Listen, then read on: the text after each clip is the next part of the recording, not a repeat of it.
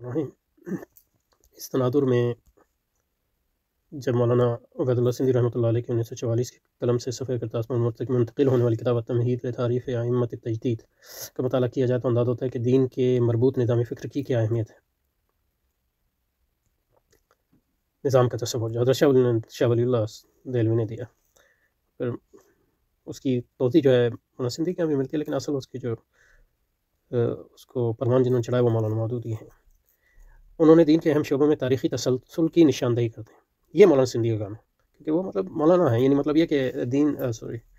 आलम दीन है ट्रेडिशनल बुनियादी तौर पे, ये उनकी स्ट्रेंथ है। लेकिन ये कि वो शाह की तहरीक के एक मुजाहिद भी हैं, तो उस लिहाज से उनके तारीख़ी तसलसल की निशानदेही ये बहुत इंपॉर्टेंट है, क्योंकि दीन के शोबों में तारीख़ी तसलसल की निशानदेही ना हो तो फिर और उस तारीख़ी तसलसल में अपने आप को पेवस्त न किया जाए तो फिर आपकी तहरीक जो है दीनी तहरीक नहीं रहेगी, फिर वो एक बिदअत की तहरीक और तजद्दुद की तहरीक बन जाएगी। तो मौलाना मौदूदी मसलन की तहरीक में ये एक कोताही है कि उसमें तारीख़ी तसलसल पे इतना ज़ोर नहीं है, तो ये हमें मौलाना सिंधी से लेना चाहिए मसला। इसी तरह मतलब ये है कि दीनी तरीक़ात को और दीनी उलमा को और उलमा की जमातों को एक दूसरे से सीखना चाहिए और एक दूसरों के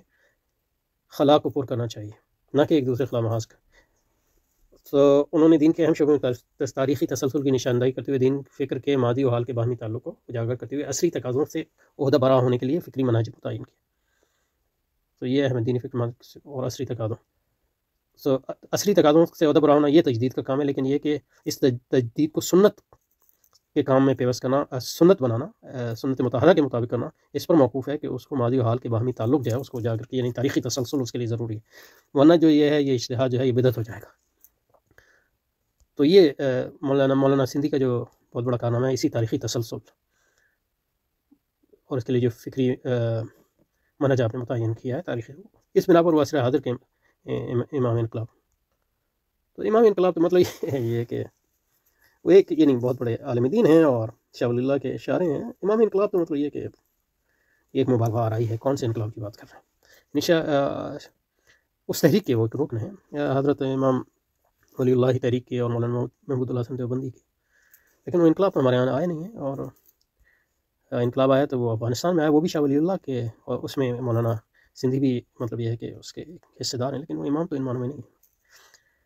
इमाम थे शाह वलीउल्लाह या मौलाना महमूदुल हसन एक मानो में, या फिर मौलाना मतलब ये है कि इमाम इस ज़माने के यानी मौलाना मोहम्मद मुल्ला उमर